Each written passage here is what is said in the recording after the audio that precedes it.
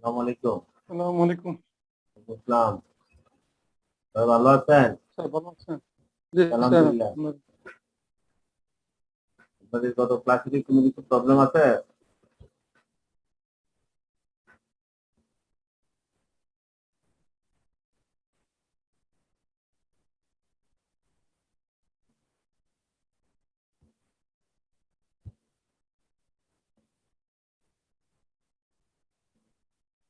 Previous class থেকে কারো কোনো কোশ্চেন থাকলে বলতে পারেন। আমরা শুরু করব।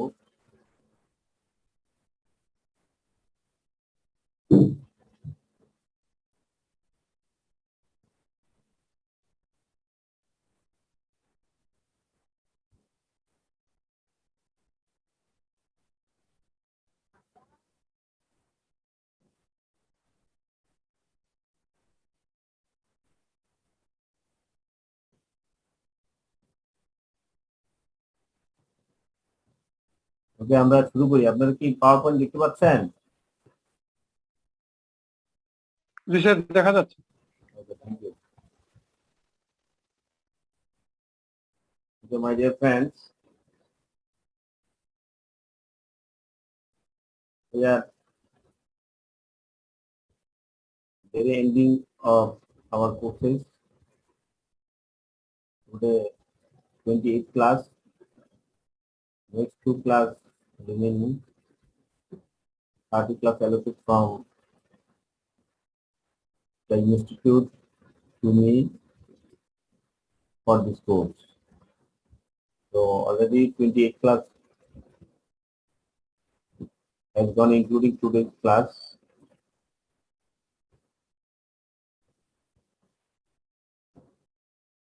ওকে, তো আমরা যেটা করব যে আমাদের এই আজকের ক্লাস এবং আগামীকালকের ক্লাসে মোটামুটি আমরা শেষ করব। এরপরে ক্লাসে আমরা একটা রিভিউ দিব, ওভারভিউ একটা দিব, আমরা কি পড়াইছি সেই জিনিসটা করবো। আমরা একটু তাড়াতাড়ি করব। আপনাদের পার্টিসিপেন্ট লাগবে, এবং আপনার পার্টিসিপেশন যদি না থাকে তাহলে কিন্তু আমরা আগাইতে পারি না। আপনারা বাসায় পড়বেন এবং আপনার পার্টিসিপেশন করবেন। we have already discussed about the memorandum of association. Okay,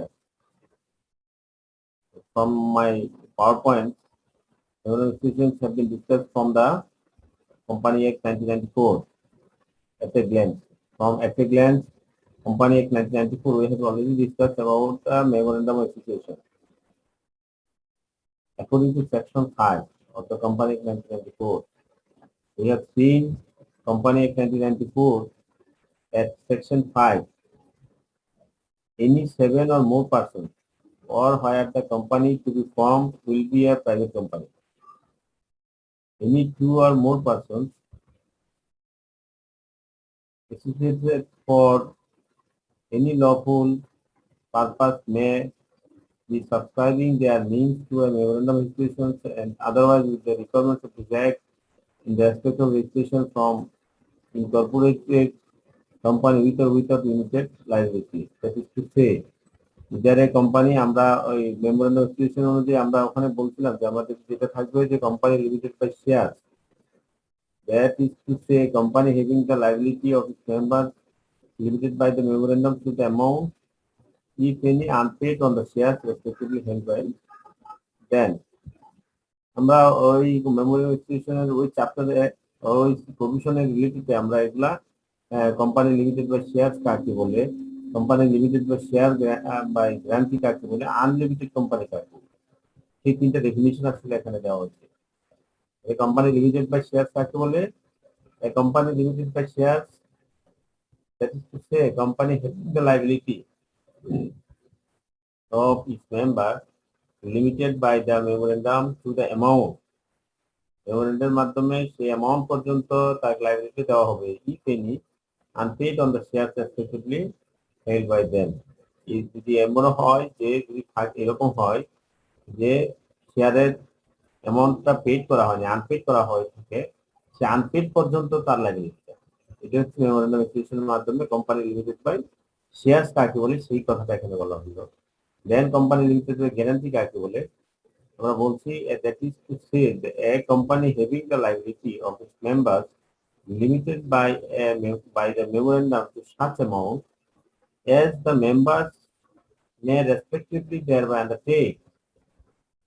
Members may respectively thereby undertake to contribute to the assets of the company on the event of its being owned up. কোম্পানির যদি owned up হয় সেক্ষেত্রে কি পরিমাণ অ্যাসেটের এগেনিস্টে, হ্যাঁ, কি পরিমাণ asset একজন কোম্পানির যে যারা শেয়ার হোল্ডার মেম্বাররা কি পরিমাণ আন্ডারটেক করবে, কি পরিমাণ তারা কন্ট্রিবিউট করবে, সেই পরিমাণ যে আন্ডারটেকিংটা দেওয়া হয় এটাকে বলা হচ্ছে company limited by guarantee. Unlimited company, that is to say company having no limit on the liability of its members. Unlimited liability কোম্পানির ক্ষেত্রে বলা হয়ে থাকে সেখানে তো কি থাকে না, মেম্বারদের কোনো লাইবিলিটির কোনো লিমিট থাকে না।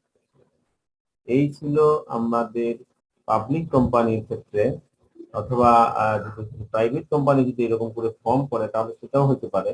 সে দুইটার ক্ষেত্রেই company limited by share, company limited by guarantee and unlimited company. এই কথাটা দেওয়া থাকবে, এই যে কোম্পানি লিমিটেড বাই শেয়ার হবে না কোম্পানি লিমিটেড বাই গ্যারান্টি হবে না আনলিমিটেড কোম্পানি হবে, সেটা মেমোরেন্ডাম অফ এসোসিয়েশনে বলা থাকে। এটা দেওয়া থাকে মেমোরেন্ডাম অফ এসোসিয়েশন।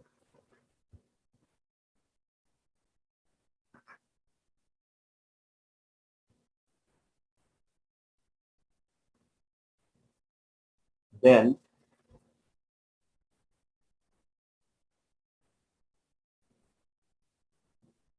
এখন এই মেমোরেন্ডাম অফ এসোসিয়েশনে আরো কি কি থাকবে। এখন আমরা উপরে যে তিনটা ক্লাসিফিকেশন পাইছি কোম্পানি লিমিটেড বাই শেয়ার, তাহলে company limited by share memorandum কি হবে? We have already discussed about this. The company limited shares, the memorandum shall state the name of the company limited as the last word in its name, the address of the registered office. আপনারা একটু দেখেন, যারা নতুন আজকে join করছেন তাদের জন্য হয়তো বেশি লিখতে হবে।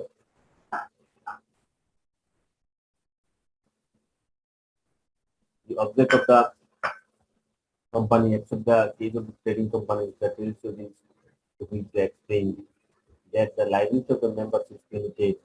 হ্যাঁ, লিমিটেড বাই শেয়ারস এর ক্ষেত্রে এই কথা লেখা থাকবে that the liability of the members is limited.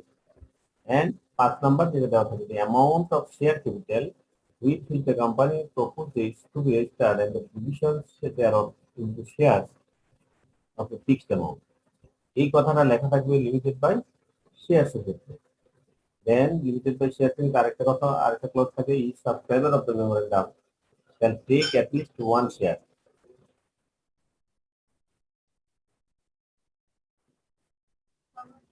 Each subscriber shall write opposite to his name the number of shares he takes.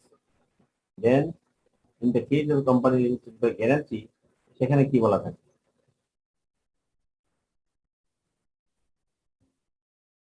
আমার মনে হয় এই পার্টগুলো আপনাদের কাছ থেকে আসলে ভালো হয়, তো এগুলো তো অলরেডি আলোচনা হয়েছে।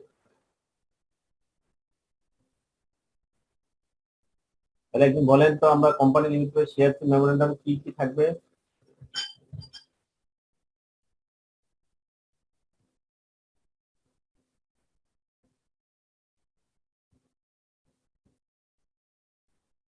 বলেন।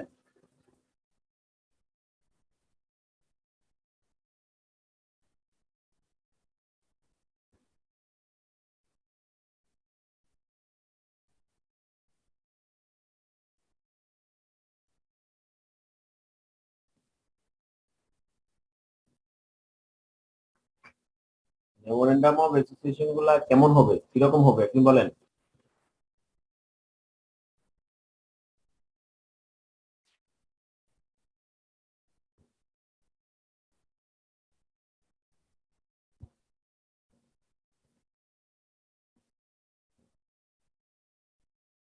হ্যাঁ বলেন।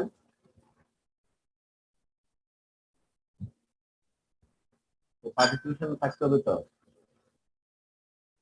the company limited by share মেমোরেন্ডামের মধ্যে লিমিটেড লেখা থাকবে, লিমিটেড বাই শেয়ারস প্রথমে হচ্ছে যে কোনো মেমোরেন্ডামের ক্ষেত্রে এইটা কমন, নাম থাকবে কোম্পানি, নাম থাকবে। এই নামটা ওই যদি আপনার যে এখন যে অ্যাক্ট অনুযায়ী অ্যামেন্ডমেন্ট অনুযায়ী যেটা হবে সেই নামটা হবে। প্রাইভেট কোম্পানি যদি হয়ে থাকে তাহলে প্রাইভেট, লিমিটেড হলে লিমিটেড, হ্যাঁ, পিএলসি হলে পিএলসি, এই কথাগুলো লেখা থাকবে। কোম্পানির নামের শেষে ওই কথা লেখা থাকবে, কিন্তু কোম্পানির নাম অবশ্যই লিখতে হবে।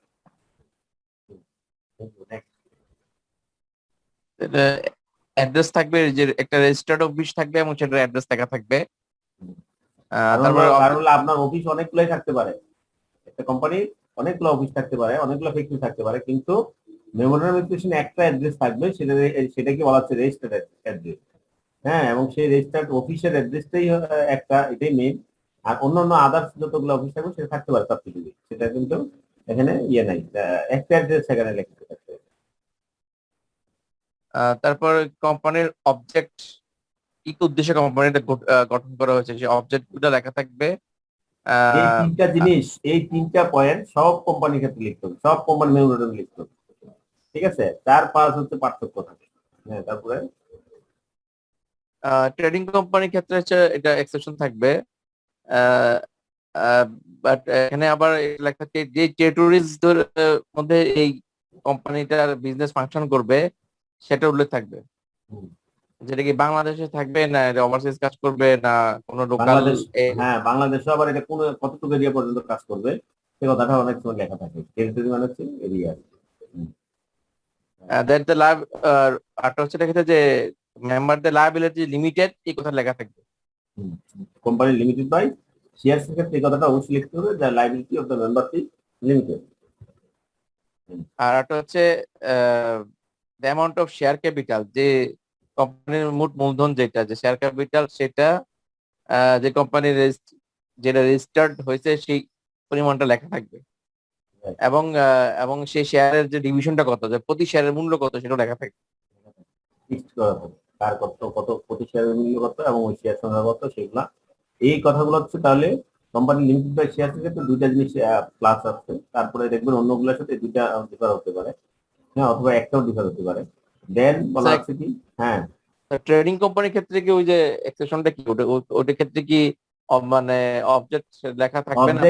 অবজেক্টটা লেখা আর ওখানে আপনি লিখতে পারবেন না, সেটাই বলছি। অ্যাকসেপ্ট হচ্ছে সেখানে অবজেক্ট লিখতে পারবেন না, সেখানে বলতে হবে যে আমি এই এরিয়ার ভিতরে আমি ট্রেডিং করবো, এটাই অবজেক্ট। অবজেক্ট হচ্ছে ট্রেডিং করা, অবজেক্ট হচ্ছে আচ্ছা, ট্রেডিং করবে। আর অন্যান্য ট্রেডিং ছাড়া অন্য, যেমন আপনি ম্যানুফ্যাকচারিং করবেন, কি ম্যানুফ্যাকচারিং করবেন, আপনার আরএনজি ম্যানুফ্যাকচারিং করবেন, আমরা জুট জুট প্রোডাক্ট ম্যানুফ্যাকচারিং করবো, সেক্ষেত্রে জুট প্রোডাক্ট লিখতে হবে। ঠিক আছে, এই ট্রেডিং কোম্পানি যদি এক্সপোর্ট ইম্পোর্ট করে সেক্ষেত্রেও কি অবজেক্ট দিতে হবে না? সেটা এক্সপোর্ট ইম্পোর্ট করবে, কি এক্সপোর্ট ইম্পোর্ট করবে সেটা তো এখানে লেখা নাই। ঠিক আছে, আপনি এক্সপোর্ট ইম্পোর্ট করলে সেটা লিখতে পারেন, এক্সপোর্ট ইম্পোর্ট করবেন, কিন্তু ট্রেডিং যে সে করবে, ট্রেডিং মানে কি, সেটা কি করবে। এখন এক্সপোর্ট ইম্পোর্টে অনেক কিছু ইম্পোর্ট করতে পারে। আপনি ইম্পোর্টের আইটেম, তার লাইসেন্স নেওয়া আছে ট্রেডিং, মানে export import, import of the trading item, তার ট্রেডিং আইটেম সে ইম্পোর্ট করবে, যেটাকে বলে আমরা কমার্শিয়াল আইএসসি আর কি, কমার্শিয়াল ইম্পোর্ট। কমার্শিয়ালি সে ইম্পোর্ট করবে, তাহলে কমার্শিয়াল ইম্পোর্ট সে যে কোনো কিছু করতে পারে, তার কোনো ফিক্সড বা দাঁড়াবাধা নিয়ম নাই।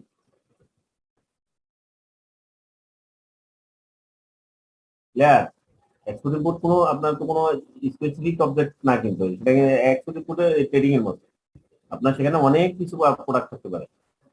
আবার সেটা যদি আপনি ইন্ডাস্ট্রিয়াল হয়ে থাকে, ইন্ডাস্ট্রিয়াল এক্সপোর্টের ইম্পোর্টের ক্ষেত্রে তখন কিন্তু আবার স্পেসিফিক আছে, আপনি কি ইন্ডাস্ট্রির জন্য আনবেন, শুধু ওই গুডগুলো আনতে পারবেন, অন্য গুডস আপনি আনতে পারবেন ইন্ডাস্ট্রিয়াল দিয়ে।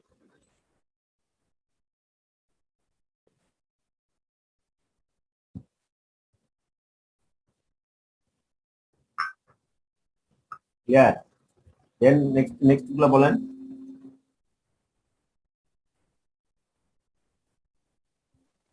আচ্ছা, একটা আছে according to section 6 of company act 1994, মানে এইচ সাবস্ক্রাইবার মানে প্রত্যেক সদস্য যে মেম্বার হবে যারা, তাদের মিনিমাম একটা করে শেয়ার কিনতে হবে। কমপক্ষে একটা শেয়ার আর থাকতে হবে, একটা হতে হবে। আর আহ, এবং তার নামের বিপরীতে সে কতটা শেয়ার হোল্ড করে এটা লিখতে হবে। কথাটা লিখতে হবে। এই হলো মেমোরাম ইনস্টিটিউশন, হ্যাঁ, তা হচ্ছে কোম্পানি লিমিটেড বাই শেয়ার্স এর ক্ষেত্রে। দেন আমরা এখানে আরেকটা আছে কোম্পানি লিমিটেড বাই গ্যারান্টি ক্ষেত্রে কিরকম মেমোরান্ডাম, আরে অন্য একদিন পড়লে ভালো হয়। কোম্পানি লিমিটেড বাই গ্যারান্টি ক্ষেত্রে কিরকম হবে।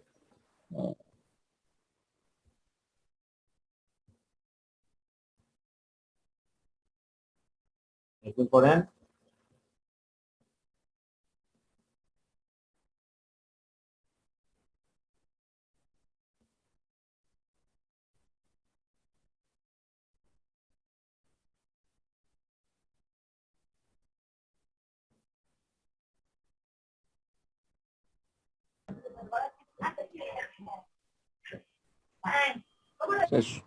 হ্যাঁ পড়েন, আপনি পড়েন। সবগুলো সেম স্যার, প্রথম হ্যাঁ। চারটা limited share and guarantee. Object সে কথাটা লেখা আছে, কিন্তু যেহেতু লিমিটেড, গ্যারান্টিটাও লিমিটেড, এই জন্য 4 নম্বর ক্লজ এখানে লিমিটেড হবে। ঠিক আছে, 4 নম্বর ক্লজটা শুধুমাত্র পার্থক্য হবে লিমিটেড আর আনলিমিটেড এর ক্ষেত্রে। কোম্পানি যদি আনলিমিটেড লাইবিলিটি হয়ে থাকে সেক্ষেত্রে এই 4 নম্বরটা এই ক্লজটা হবে না।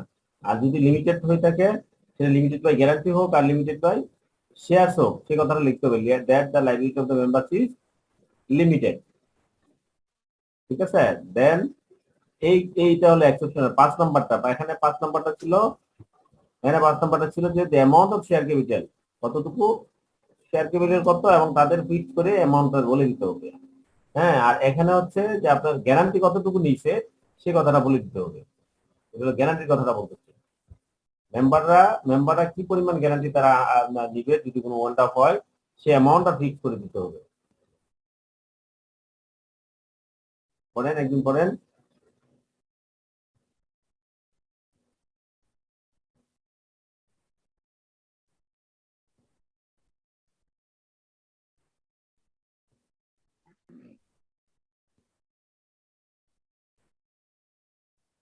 The memorandum shall state that each member undertake to contribute to the asset of the company in the event of being owned up while he is member or within 1 year afterward for payment of the debt or liability of the company contracted before cease to be a member, and of the charge and expenses of owning up, and for adjustment of the right of the contributories among themselves. Such amount may be required not exceeding a specific amount. Thank you. এখানে দেখছেন কি বলছে, যে এই যে specific amount, সেই অ্যামাউন্টটা তারা যখন ওন আপ হয় তখন তাকে অবশ্যই কি করতে হবে, পেড করতে হবে। সেটা সে পরিমাণ আন্ডারটেকিং করতে হবে, কত পরিমাণ সে পেড করবে। এখানে বলা আছে যে সে যদি মেম্বার হয় অথবা অর উইথিন 1 ইয়ার আফটারওয়ার্ড। আপনার যখন ডেট লাইবিলিটি পে করবে, পে যদি 1 বছর আগে যদি পর্যন্ত সে যদি কোনো কারণবশত সেখান থেকে চলেও যায়, সেও কি করতে হবে, পে করতে হবে। ঠিক আছে, অনেক সময় অনেকে কি করতে পারে, আপনার যখন ওনটা পর আগে সবাই চলে যেতে পারে না, চলে যাওয়ার কোনো সিস্টেম নাই। হ্যাঁ, আপনি 1 বছর পর্যন্ত যদি এরকম চলে যাওয়ার কোনো সুযোগ পাবে না। 1 বছর আগে থেকে তারা আন্দাজ করে যদি চলে যায়, তাহলে তারাও কি করতে হবে, পে করতে হবে।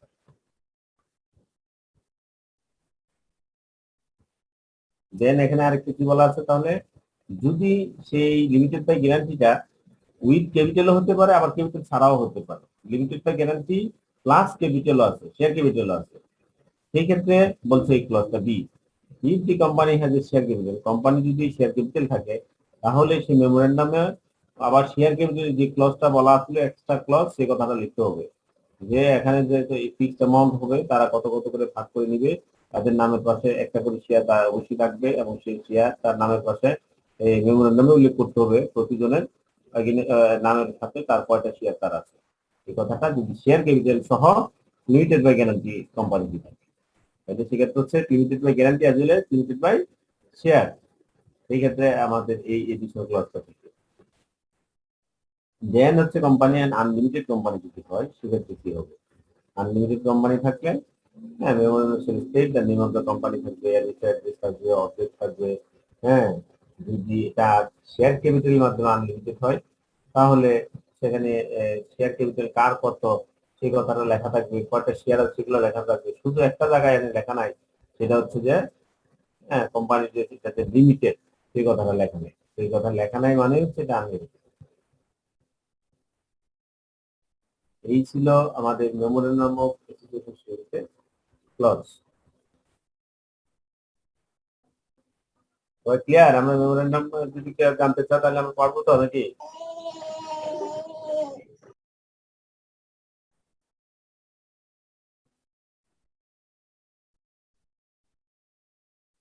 দেন আমরা এখানে বলতেছে যে রিডাকশন অফ শেয়ার ক্যাপিটাল। একটা কোম্পানি শেয়ার ক্যাপিটাল রিডাকশনের জন্য কি করবে, আমরা এগুলো আলোচনা করছি। Restriction on purchase by company or loans by company for purchase of own share. একটা কোম্পানির নিজস্ব শেয়ারের কিনা অথবা নিজস্ব শেয়ার কেনার জন্য সে কোনো লোন দেওয়া, এই কাজগুলো সে করতে পারবে না। No company limited by shares, no company limited by shares shall have power to buy its own share or the shares of a public company of which it is a subsidiary company, unless the consequent reduction of capital is effected and sanctioned in the manner provided by law. No company limited by shares other than private company or subsidiary company. এই কথাগুলো আমরা আলোচনা করছি আগের ক্লাসে। আমরা যাই বলছে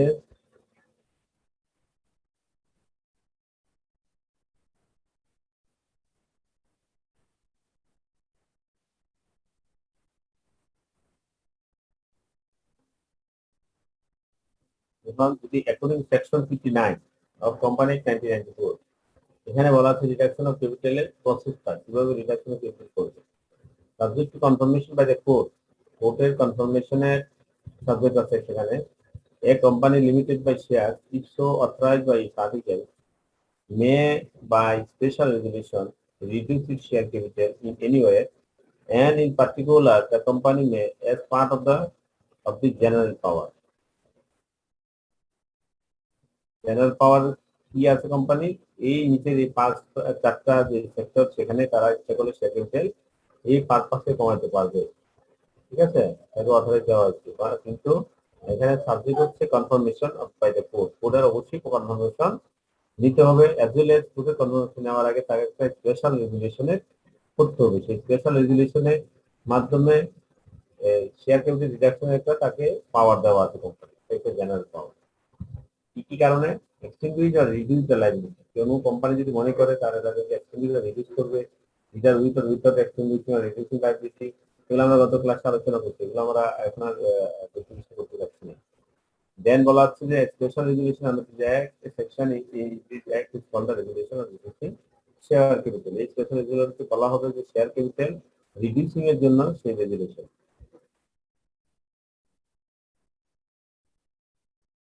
দেন বলা হচ্ছে যে এখন কিভাবে করবে, application to court for confirming order. অর্ডারে কনফার্ম করার জন্য কোর্টে কি করতে হবে, অ্যাপ্লিকেশন করতে হবে। Where a company has passed a resolution for reducing share capital, it shall apply by the petition to the court for an order confirming the reduction. ঠিক আছে, এই কাজগুলো হচ্ছে রিডাকশন অফ শেয়ার ক্যাপিটাল হচ্ছে। এখন আমরা এখানে বলা হচ্ছে যে একটা কোম্পানি যখন ফর্ম করা হয়, রেজিস্টার করা হয়, সেখানে প্রমোটার থাকে। প্রমোটার কাদেরকে বলা হয়, প্রমোটারের ডেফিনিশনটা বলা হচ্ছে। A promoter conceived an idea for setting up a particular business. Promoter কাদেরকে বলা হয়? প্রমোটার তাদেরকে বলা হচ্ছে যারা একটা আইডিয়া গ্রহণ করে, আইডিয়া জন্ম দেয়, আইডিয়া একটা মাথায় নেয়। প্রমোটার কনসিভ অ্যান আইডিয়া, তারা একটা আইডিয়া কনসিভ করে for setting up a particular business, for setting up A particular business at a given place and perform various formalities required for starting a company. একটা company starting করার জন্য যা যা প্রয়োজনীয় formalities গুলো যারা সম্পন্ন করে এবং সেটাকে নির্দিষ্ট প্লেসে করে থাকে, এই যে আইডিয়াটা জন্ম দেওয়া, আইডিয়াটা নেওয়া এবং তার পরবর্তী যে কাজগুলো যারা করে থাকে তাদেরকে বলা হচ্ছে promoter. The promoter may be individual firm, institutional persons or a company. The person who assists the promoter in completing various legal formalities are professional. এই প্রমোটারকে যারা সহায়তা করে থাকে, হ্যাঁ, প্রমোটারদেরকে যারা সহায়তা করে থাকে তাদেরকে বলা, তারা কারা করে থাকে, তারা বিভিন্ন প্রফেশনালরা তাদেরকে হেল্প করে, যেমন হচ্ছে council, solicitor, accountant etcetera, and not promoter. এবং যারা প্রমোটার না তারা কি করে, তাদেরকে সহায়তা করে থাকে, প্রফেশনাল এবং যারা প্রমোটার না। তাহলে এটা হচ্ছে মেমোরেন্ডাম। এটা অবশ্য আরো আগে একটা দরকার ছিল। মেমোরেন্ডাম এক্সপ্রেশন প্রথম ডেফিনিশন দিবে, তারপর হচ্ছে মেমোরেন্ডাম এক্সপ্রেশনের হ্যাঁ যেটা চাবে আপনার company limited by share or guarantee or unlimited memorandum চাবে আপনার সেটা লিখবেন। A memorandum of association is a legal document prepared in the formation and registration process of a limited liability company to define its relationship with shareholders. এটা হচ্ছে limited liability কোম্পানির ক্ষেত্রে বলা হচ্ছে কারণ মেমোরেন্ডাম এক্সপ্রেশন নরমালি যেটা করা হয় আসলে লিমিটেড লাইবিলিটি কোম্পানির ক্ষেত্রে নরমালি করা হয় কারণ লিমিটেড লাইবিলিটি কোম্পানি ফর্ম করা হয় না আসলে ওইরকম ইয়ে হয় A memorandum of association is a legal document prepared in the formation and registration process of a limited liability company to define its relationship with shareholders. Company to define its relationship with shareholders. The memorandum of association is accessible to the public and describes the company's name, physical address of registered office, names of shareholders, and the distribution of share. আমরা যে কথাগুলো ক্লজে বলতে সেই কথাগুলো এখানে বলছি memorandum of association হচ্ছে একটা লিগ্যাল ডকুমেন্ট হ্যাঁ সেখানে কি করা হয় কোম্পানির ফরমেশন এবং রেজিস্ট্রেশনের জন্য তৈরি করতে হয় যেটা কোম্পানির শেয়ারহোল্ডারদের সাথে সম্পর্ক কি সেই কথাটা উল্লেখ করে দেয় শেয়ারহোল্ডারদের সাথে কি limited liability company limited by share আর লিমিটেড বাই গ্যারান্টি অথবা আনলিমিটেড সেই কথাটা তারা কি করে দেয় ওখানে স্পেসিফাই করে দেয় মেমোরেন্ডাম অফ অ্যাসোসিয়েশনের মাধ্যমে এই মেমোরেন্ডাম অফ অ্যাসোসিয়েশনের যে কেউ কি করতে পারে এখানে দেখতে পারে মেমোরেন্ডাম অফ অ্যাসোসিয়েশন দেখলে সেখানে কি বলতে থাকবে ডেসক্রাইব থাকবে কি থাকবে কোম্পানির নাম থাকবে ফিজিক্যাল অ্যাড্রেস থাকবে হ্যাঁ শেয়ার হোল্ডার্স কারা এবং সেই শেয়ার হোল্ডার্সটা কাদের মানে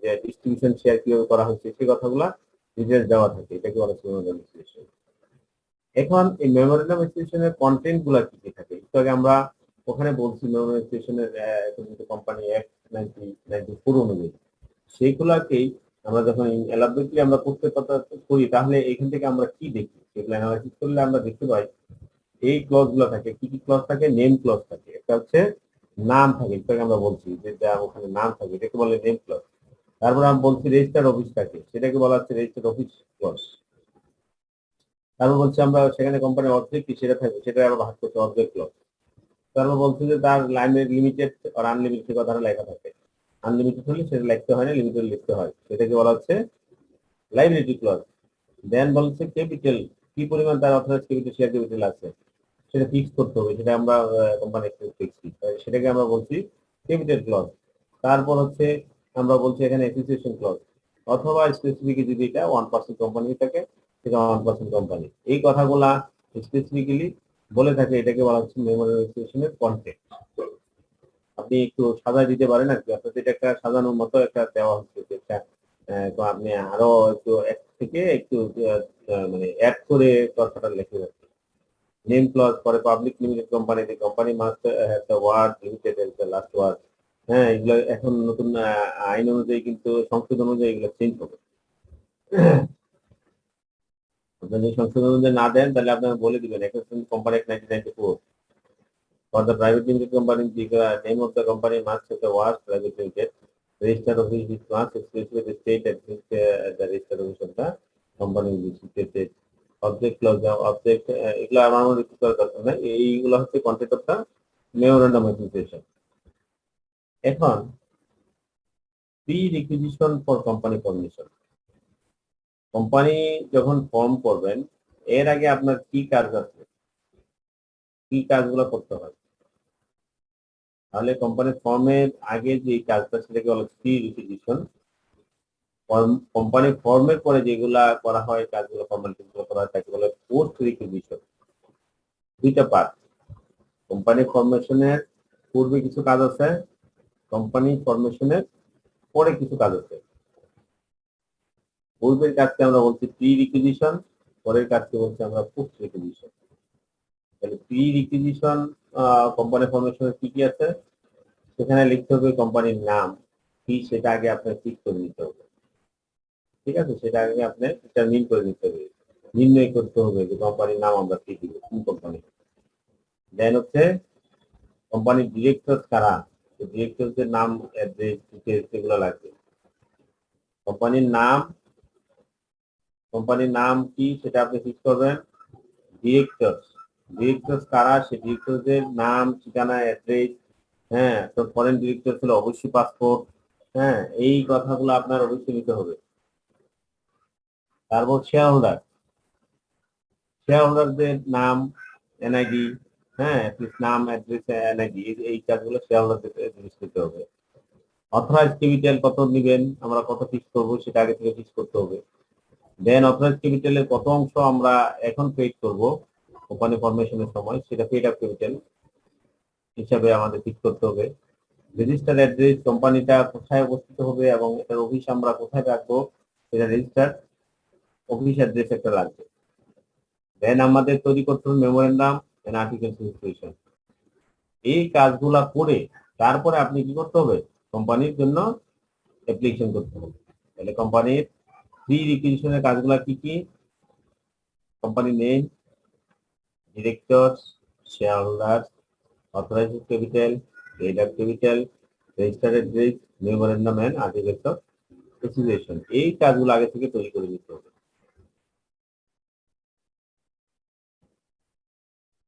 এখন ফরেনার রেজিস্ট্রেশনের জন্য আমরা একটু বলছি ফরেনার রেজিস্ট্রেশন কিভাবে করতে হবে। ফরেনার রেজিস্ট্রেশনের জন্য ফরেনার যদি ডিরেক্টর হয় অথবা শেয়ার হোল্ডার হয়, তাহলে ফরেনার কি লাগবে?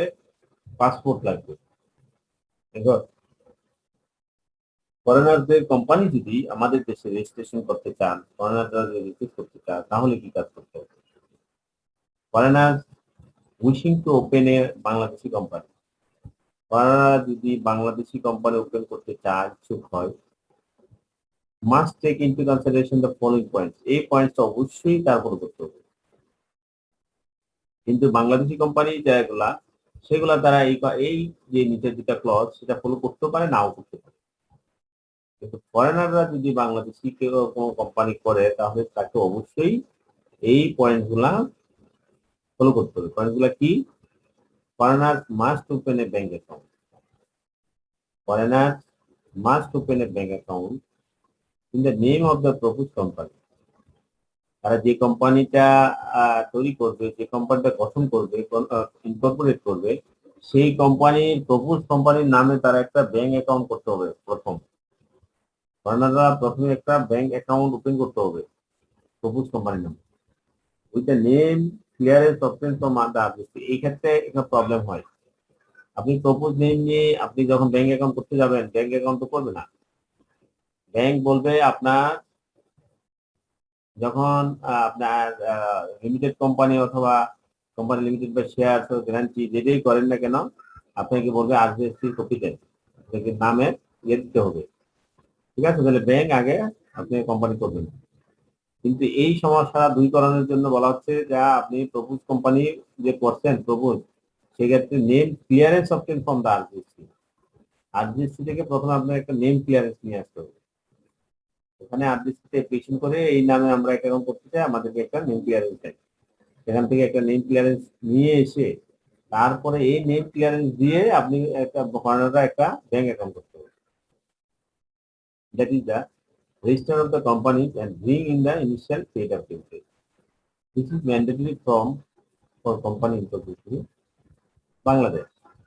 এবং এই অ্যাকাউন্টে আপনার কি করতে হবে, কোম্পানিটা যে নামে রেজিস্টার হবে এবং এই অ্যাকাউন্টের মাধ্যমে তারা কি করতে হবে, তাদের ইনিশিয়াল যে পেড আপ ক্যাপিটাল তারা ধরছে, যে তাদের কোম্পানি যে একটু আগে বলছে আমরা প্রি ফর্মালিটি, প্রি রিকুইজিশনের যেটা পেড আপ ক্যাপিটাল, সেই পেড আপ ক্যাপিটালটা এখানে এই অ্যাকাউন্টে নিয়ে আসতে হবে। যদি পেড আপ ক্যাপিটাল এত পরিমাণ না আসে, তাহলে কি করতে হবে না, তাকে কোম্পানি ওপেন করতে দিবে। This is mandatory for incorporation in Bangladesh. All company incorporation formalities can be handled without you having to visit Bangladesh. যদি এরকম হয়, সে যখন এইরকম ফর্মালিটিস করার জন্য বাংলাদেশে আসবে, হ্যাঁ, ইয়ে করবে, এই কাজগুলো করার জন্য তার কি কোনো ওয়ার্ক পারমিট লাগবে না, ফরেনারের ওয়ার্ক পারমিট লাগবে না। সেই শুধু বাংলাদেশে ভিজিট বিষয় আসেই সেই কাজগুলো করতে পারবে, ফর্মালিটিস গুলো করতে পারবে। All company incorporation formalities can be handle without you having to visit Bangladesh. The only exception may be opening a bank account depending upon the bank you choose. মানে আপনি কোন ব্যাংকে ইয়ে করবেন, কিভাবে করবেন, সেটা ওই ব্যাংকের বিভিন্ন রুলস রেগুলেশনের মাধ্যমে সে ব্যাংক অ্যাকাউন্ট করবে, এই কথাটাই বলছে। All the directors and shareholders can be foreigner. Foreigner যখন কোম্পানি ফরমেশন করবে বাংলাদেশে, সেখানে সবগুলো ডিরেক্টর এবং শেয়ার হোল্ডারও ফরেনার হতে পারে। বাংলাদেশে কোনো ডিরেক্টর বা শেয়ার হোল্ডার রাখতে হবে এরকম কোনো কিছু না। There is no requirement for you to obtain any special Bangladeshi visa. এখানে বাংলাদেশি ভিসা নিতে হবে সেটারও কোনো বাধ্যবাধকতা নাই, রিকোয়ারমেন্ট নাই। If you merely want to incorporate a private limited company but have no plans to relocate to Bangladesh, you are free to operate your company from overseas as well as free to visit Bangladesh on a business visa. Whenever required to attend the company matters on a short-term basis. If you plan to relocate to Bangladesh to operate your company, কোনো foreigner যদি ইচ্ছা বলে যে না সে বাংলাদেশে থেকে সে কোম্পানিটা পরিচালনা করবে, তাহলে তার ওয়ার্ক পারমিট লাগবে। তাহলে আমরা বুঝতে পারলাম যে ফরেনারদের জন্য কি করতে হবে। ফরেনার রেজিস্ট্রেশনের জন্য আমাদের প্রথমে একটা ব্যাংক অ্যাকাউন্ট করতে হবে এবং ব্যাংক অ্যাকাউন্টের মাধ্যমে তার যে ইনিশিয়াল পেড আপ ক্যাপিটাল সেটা নিয়ে আসতে হবে এবং সেই ইনিশিয়াল পেড আপ ক্যাপিটাল নিয়ে আসলে সেটা দিতে। তারপর ইনকর্পোরেশন ফর্মালিটি, সে বাংলাদেশি কোনো কারো কোনো হেল্প ছাড়া সে নিজে ভিজিট বিষয়ে বাংলাদেশে আইসাও সে করতে পারবে, তার নিজের উপর ডিপেন্ডিং। তারপরে ব্যাংক অ্যাকাউন্টের ক্ষেত্রে সে করতে পারবে, কিন্তু সেটা ডিপেন্ড করবে কি ব্যাংকের ইচ্ছার উপর বা ইয়ের উপর। দেন বলা আছে এখানে যে ফরেনার যতজন থাকবে সবাই এখানে ডিরেক্টর শেয়ার সবাই ফরেনার হতে পারবে, অসুবিধা নেই। এখানে বাংলাদেশে সে বিদেশে থেকে সে যদি বাংলাদেশি কোম্পানি যদি পরিচালনা করতে চায়, সেগুলো ওভারসি করতে চায়, হ্যাঁ দেখাশোনা করতে চায়, সে করতে পারবে, অসুবিধা নেই। সেক্ষেত্রে সে বিজনেস ভিসার মাধ্যমে যে কোনো সময় বাংলাদেশে আসতে পারবে, আইসা এগুলো সে কাজটা সম্পর্ক করে সে চলে যেতে পারবে, সেটা শর্ট টার্ম বেসিসে। হ্যাঁ, কিন্তু সে যদি বাংলাদেশে স্থায়ীভাবে থেকে সেই ব্যবসাটা দেখে বা ব্যবসাটা পরিচালনা করে, সেক্ষেত্রে বাংলাদেশে ওয়ার্ক পারমিট লাগবে।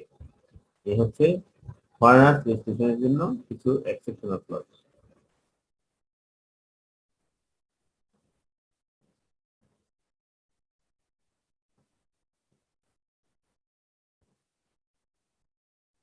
দেন বলা হচ্ছে আমাদের রিকোয়ার্ড ডকুমেন্ট ফর রেজিস্ট্রেশন। রেজিস্ট্রেশনের জন্য আমাদের কি ডকুমেন্ট লাগবে আমরা একটু বলছি, যে কথাটা আবার এখানে মানে একটু ঘুরাই বলতেছি। তাহলে আমরা বলছি যে কি requisition for company formation, company ফরমেশনের পূর্ব প্রস্তুতিগুলা, আর এটা হচ্ছে সেই প্রস্তুতিগুলার জন্য স্পেসিফিক ডকুমেন্ট কি কি লাগবে।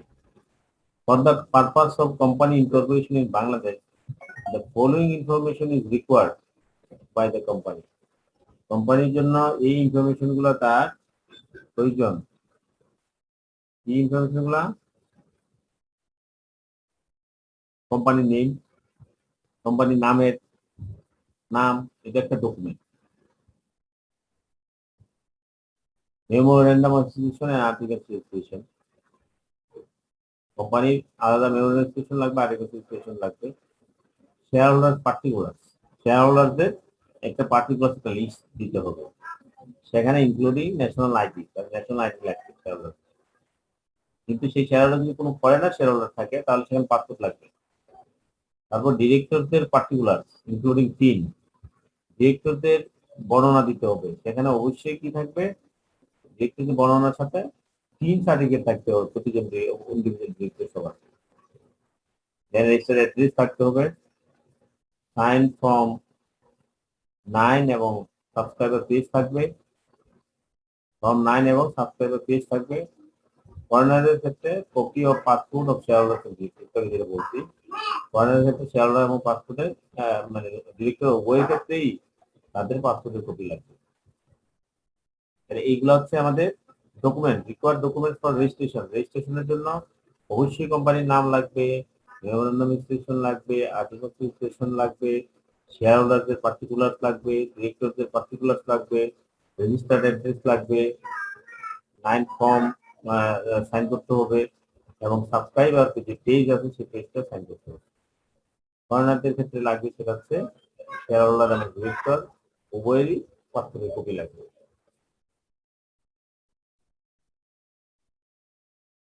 এখন রেজিস্ট্রেশনের প্রসিডিউরটা কিভাবে রেজিস্ট্রেশন হবে? রেজিস্ট্রেশন প্রসিডিউরটা হচ্ছে 3টা স্টেপে রেজিস্ট্রেশন করে থাকে, আর যেহেতু 3টা স্টেপ ফলো করে। There are three distinct steps. There are three distinct steps involved in the Bangladeshi company setup procedure. First step, name clearance. Bangladeshi কোম্পানির ক্ষেত্রে প্রথম স্টেপ হচ্ছে নেম ক্লিয়ারেন্সটা লাগে। দেন হচ্ছে bank account opening and bringing in the paid up capital. যে দেখেন আমরা বলছি যে ফরেনারদের ক্ষেত্রে পেড আপ ক্যাপিটাল নিয়ে আসে, সেটা কিন্তু বাধ্যতামূলক। কিন্তু বাংলাদেশে যে কোম্পানি যখন করা হয় সেক্ষেত্রে আপনার লোকাল যে আমাদের বাংলাদেশি কোম্পানি সেখানেও পেড আপ ক্যাপিটাল ঢুকাইতে হয়। কোম্পানির আগে পেড আপ ক্যাপিটাল ওরা দেখে। ঠিক আছে, তাহলে প্রথমে নেম ক্লিয়ারেন্স দেয়, ব্যাংক অ্যাকাউন্ট করে, হ্যাঁ, নেম ক্লিয়ারেন্স পাওয়ার পরে তারপরে পেড আপ ক্যাপিটাল নিয়ে আসে। ইচ্ছা করলে আপনার এখানে এগুলা ওয়েব করতে পারে বাংলাদেশের ক্ষেত্রে, কিন্তু সেটা করে না। নর্মাল হচ্ছে এটা আপনার পেড আপ ক্যাপিটাল ঢুকাইতে হয়। ফাইনালি কোম্পানি রেজিস্ট্রেশন, দেন কোম্পানি রেজিস্ট্রেশন তারা দিয়ে থাকে। Also, the step B is only applicable if there is a foreign shareholder in the proposed company. যদি foreign shareholder সেক্ষেত্রে এটা বলে মানে এটা কম্পালসারি হয়। কিন্তু প্র্যাকটিস হচ্ছে বাংলাদেশি কোম্পানিগুলো তাদের কি লাগে, পেড আপ ক্যাপিটাল ব্যাংক অ্যাকাউন্টে ঢুকাইতে হয়।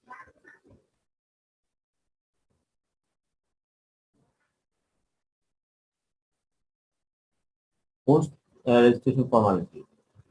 এখন আমরা প্রি রিকুইজিশন রেজিস্ট্রেশন ফর্মালিটি বলছি। পোস্ট রেজিস্ট্রেশন ফর্মালিটি গুলো কি কি? Document issued by the RGSC, certificate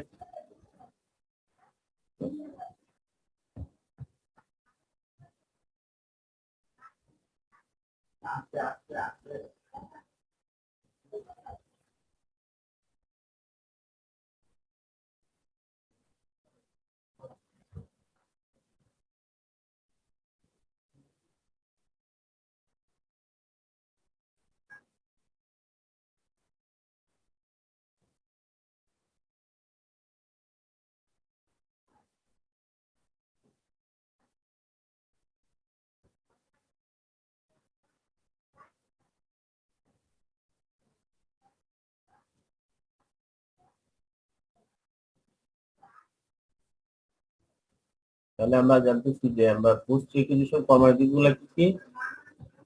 formality দুইটা ভাগে ভাগ করছি, একটা হচ্ছে প্রি রিকুইজিশন ফর্মালিটি আর একটা হচ্ছে post registration formality. Pre registration formality গুলো আমরা একটু আগে বললাম কি কি কাজ করতে হবে। পোস্ট রেজিস্ট্রেশন ফর্মালিটি আছে, রেজিস্ট্রেশন করার পরও কিছু কাজ আছে। এটা হচ্ছে সার্টিফিকেট অফ ইনকর্পোরেশন। রেজিস্ট্রেশনের পরে সার্টিফিকেট অফ ইনকর্পোরেশন নিতে হবে।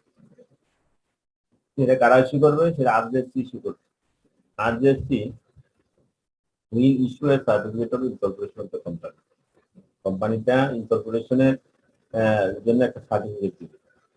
The certificate will have the registration number. Certificate কি থাকবে? রেজিস্ট্রেশন নাম্বার থাকবে, নেম অফ দ্য কোম্পানিতে নাম থাকবে, আর ডেট অফ ইনকর্পোরেশন, সেখানে ইনকর্পোরেশন ডেট থাকবে।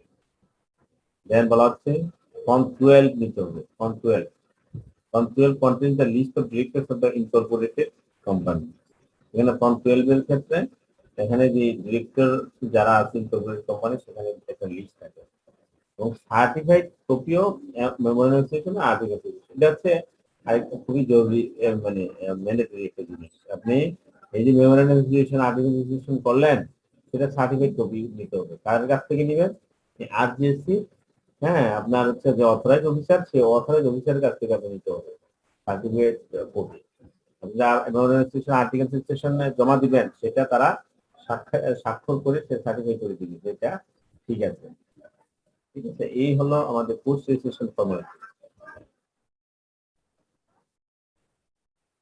Some of the other items you will almost certainly need upon registration of your Bangladeshi company include share certificate. এখানে আরেকটা জিনিস হচ্ছে যখন পোস্ট এটাও ফর্মালিটি ঢুকাইছি, এগুলো যদি আরজিএসসি করবে না সেটা আপনার নিজের করতে হবে।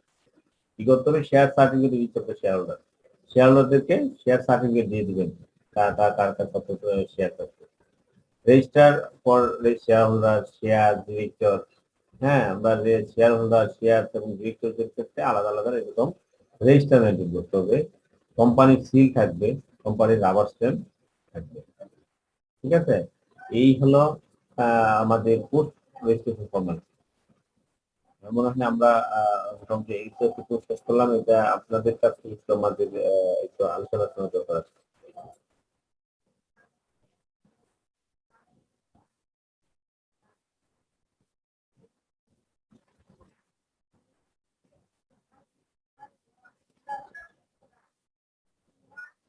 আমরা এতক্ষণ যেগুলো আলোচনা করলাম এর ভিতর থেকে আমরা একটু রিভিউ করবো। আপনাদের কোনো কোশ্চেন থাকুক বা না থাকলে আমি আপনাদেরকে কোশ্চেন করবো।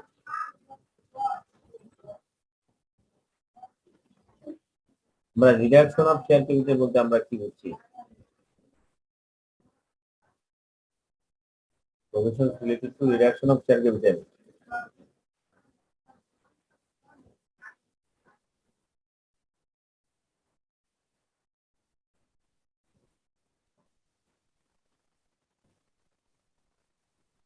রিডাকশন অফ ক্যাপিটাল হচ্ছে কোম্পানির যে অথরাইজড ক্যাপিটাল সেটা কমিয়ে ফেলা। তো এখানে কমানোর প্রসেসের মধ্যে অনেক রেস্ট্রিকশন আছে। আবার এখানে আবার যেমন কোন কোম্পানি অন্য একটা কোম্পানির যেখানে তার শেয়ার আছে যদি সাবসিডি না হয় তাহলে সেটার সে শেয়ার কিনতে পারবে না। এখানে অন্য কোম্পানি না, অন্য কোম্পানি নিজের শেয়ার নিজে কিনতে পারবে না। হ্যাঁ, নিজে নিজে কিনতে পারবে না। আমার একটা কোম্পানি আছে, আমার 1 কোটি টাকার একটা মানে আমার শেয়ার মানে শেয়ার ক্যাপিটাল আছে।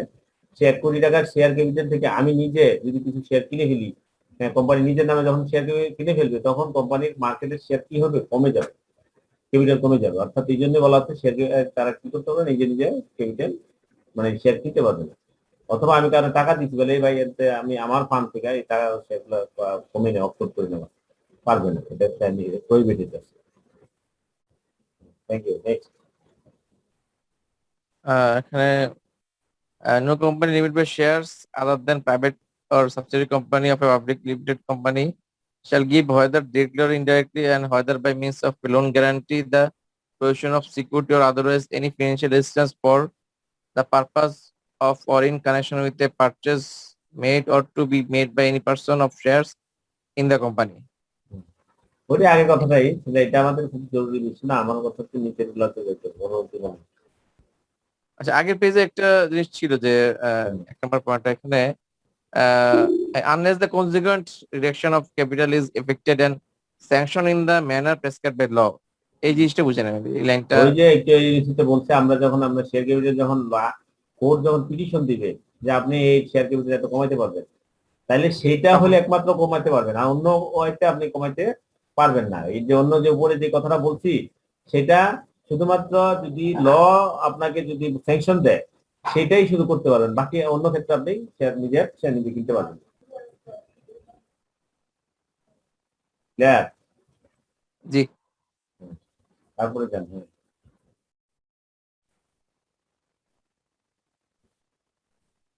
এখন কোর্ট কিভাবে আপনি শেয়ার ক্যাপিটাল কমানোর পারমিশন দিবে? কখন? এখানে if a company are seen a contravention of this section, the company or every officer of the company who is knowingly and willfully in default shall be liable to a fine not exceeding 5,000 টাকা। তাহলে এখন এই যে এটা হচ্ছে আগের পয়েন্টটা, যে যদি এরকম শেয়ার কিনে অথবা সে যদি লোন দেয় বা কোনো অফিসার যদি একদম থাকে তাহলে সে একটা ফাইন দিতে হবে, এই কথাটা বলছে। nothing in this section shall affect the right of a company to redeem any shares issued under section 154. এখন সেকশন 154 রিডিং করার যে অপশনটা আছে সেটা এফেক্ট হবে না। হ্যাঁ, এটা এই সেকশনটা আবার ওই এই সেকশনটা ওইটা এফেক্ট করবে না। 154 যে সিস্টেমে আছে সেই সিস্টেম চলবে, অসুবিধা নেই। এটা সেকশন মানে 58 এ যেটা বলছে এখানে যে করা যাবে না কি রিডিং করা যাবে না, সেটা 154 অনুযায়ী যে রিডামশন যে সিস্টেম সেই রিডামশন করা যাবে সেটা বলছে। according to section 59 of Company Act 1994, subject to confirmation by the court, a company limited by shares, if so authorized by its articles, may by special resolution reduce its share capital in any way, and in particular the company may, as part of this general power. এই কয়েকটা মানে কারণে সে কি করতে পারবে, share capital কমাইতে পারবে। এটা তার জেনারেল পাওয়ার দেওয়া আছে কিসের মাধ্যমে, স্পেশাল রেজলিউশনের মাধ্যমে তার জেনারেল পাওয়ার দেওয়া আছে। কিন্তু সেটা অবশ্যই কি করতে হবে, কোর্টের সার্টিফাইড করতে হবে, কোর্টের পারমিশন নিয়ে নিতে হবে। ঠিক আছে, এটা কোর্টের পারমিশনের মাধ্যমে সম্ভব। এই কথাগুলো এখানে বলছে, extinguish reduce the liability, either without extinguish reducing liability of any of share. হ্যাঁ, সেক্ষেত্রে শেয়ার যদি তারা কোনো পেট অফ কোনো হারাই ফেলে, সেক্ষেত্রে কি হবে। হ্যাঁ, যদি তারা লাইবিলিটিকে কমাইতে চায়, হ্যাঁ, তাহলে সেটা হইতে পারে। এই কথা 3-4টা পয়েন্ট এগুলো বলছে। যে স্পেশাল রেজুলেশন করবে সেটাকে বলা হবে শেয়ার ক্যাপিটাল রিডিউসিং এর জন্য স্পেশাল রেজুলেশন। তারপর বলবে যে সেখানে যদি কোনো ইয়ে করা হয়, তাহলে অবশ্যই কোর্টের যে কনফার্মেশনের জন্য তার অবশ্যই অ্যাপ্লিকেশন করতে হবে। করে এইভাবে তারা কি করতে পারবে, যে কোনো কোম্পানি চাইলে এই 4টা পয়েন্টের জন্য ABCD 4টা পয়েন্টের জন্য স্পেশাল রেজুলেশনের মাধ্যমে শেয়ার ক্যাপিটাল কমাতে পারবে, subject to confirmation of court.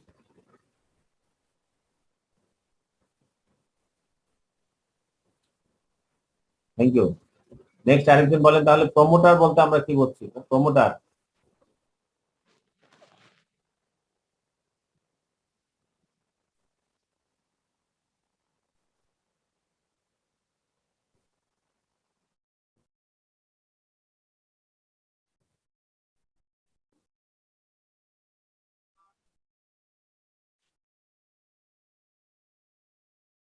Promoter হচ্ছে একজন ব্যক্তি যিনি হচ্ছে নতুন একটা আইডিয়া নিয়ে আসে, নতুন একটা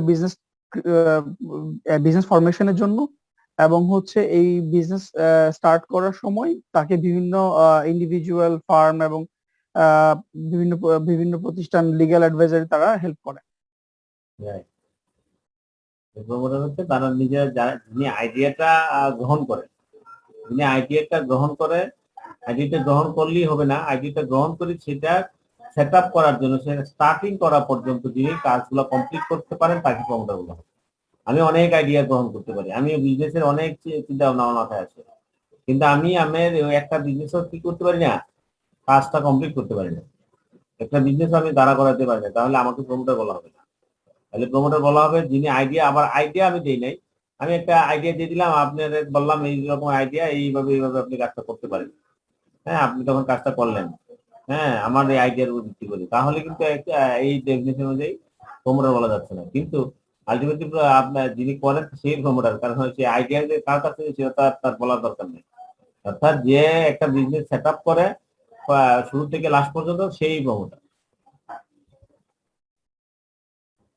থ্যাংক ইউ। তারপর কি বলছে, সে প্রমোটার কি করবে, বিভিন্ন জনের সাহায্য নিবে এবং কারা কারা কাউন্সিলর, সলিসিটর, অ্যাকাউন্টেন্ট, হ্যাঁ, অথবা যারা প্রমোটার না তাদের কাছ থেকে সে বিভিন্ন ইস্যুতে সে সাহায্য নিতে পারে। এটা হচ্ছে প্রমোটার। দেন আমরা মেমোরেন্ডাম রেজিস্ট্রেশন বলতে কি বুঝছি, কন্টেন্ট অফ মেমোরেন্ডাম রেজিস্ট্রেশন একটু বলেন। মেমোরেন্ডাম রেজিস্ট্রেশনের ডেফিনিশনটা কি হতে পারে?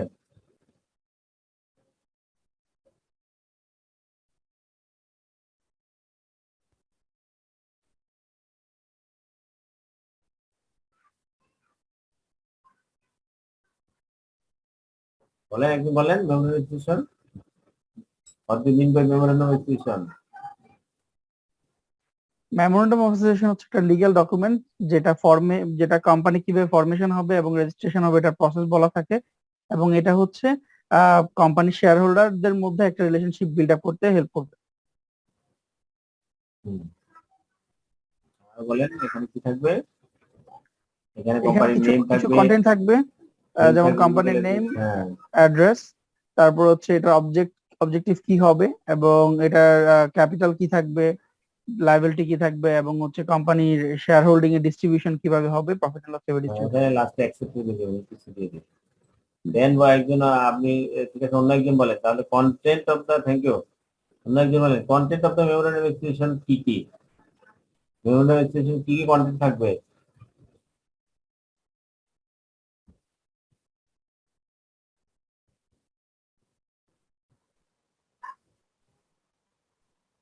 কন্টেন্ট গুলো প্রথম- বলেন। হ্যাঁ, প্রথম নেম ক্লোজ থাকবে, যে নেম একটা যে কোনো কোম্পানির একটা নেম থাকবে, যেটার নামের সাথে আর লিমিট কমপ্লিট হলে পিএলসি থাকবে। এই আইনে যদি লিমিট বলে আসছে, নতুন তো আইনে সংশোধন হিসেবে আসছে পিএলসি। আর প্রাইভেট লিমিটেড কোম্পানির ক্ষেত্রে লিমিট লেখা থাকবে at the last words.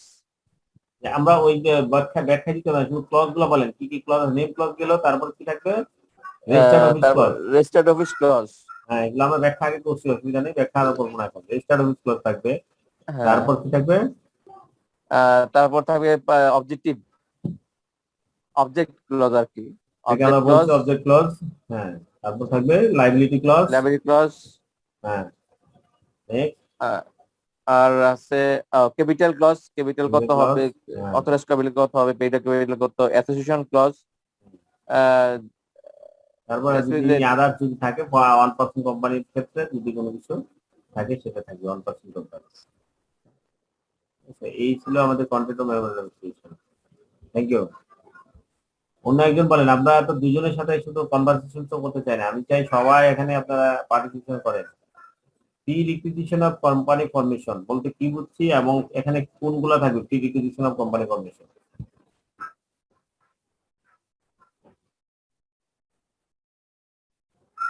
Company ফরমেশনের জন্য, কোম্পানি ফরমেশনের পূর্বে কিছু কাজ আছে, পরে কিছু কাজ আছে।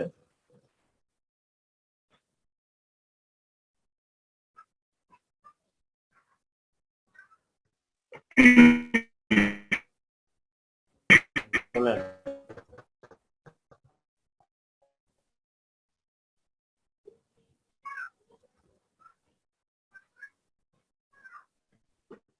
Sir pre requisition for company formation.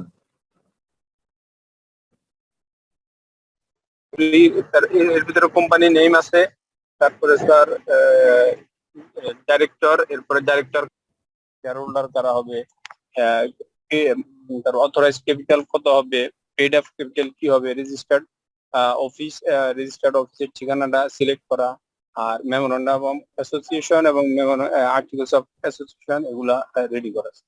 Thank you.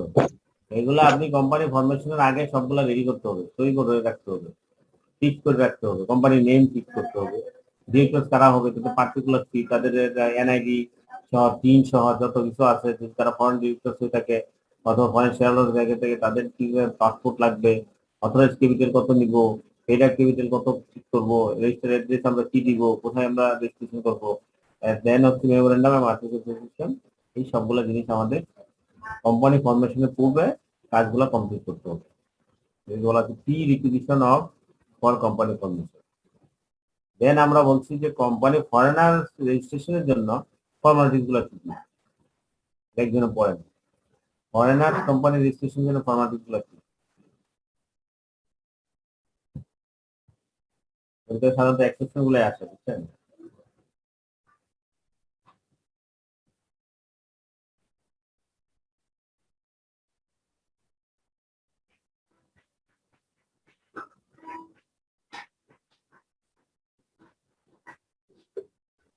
একজন বললেন ফরেনার রেজিস্ট্রেশনের জন্য কি করতে হবে?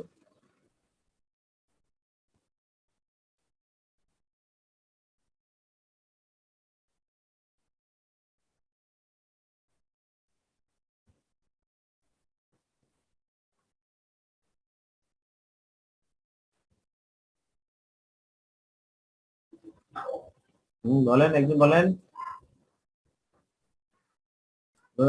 এখন প্রায় নিয়ার অ্যাবাউট 75 আপনার পার্টিসিপেন্ট আছেন, আপনারা কেন কম কথা বলেন না তা বললাম না।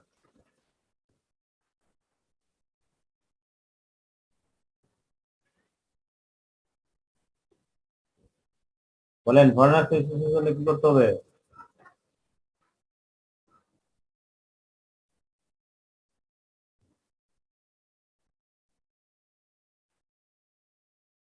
কোনো ফরেনার যদি বাংলাদেশে কোনো কোম্পানি করতে চায় তাহলে তার প্রথমে যেটা করতে হবে, যা তাদের যে প্রপোজ নেম নিবে, কোম্পানির যে প্রপোজ নেম, সেই নামের মাধ্যমে সেই নামে একটা অ্যাকাউন্ট করতে হবে।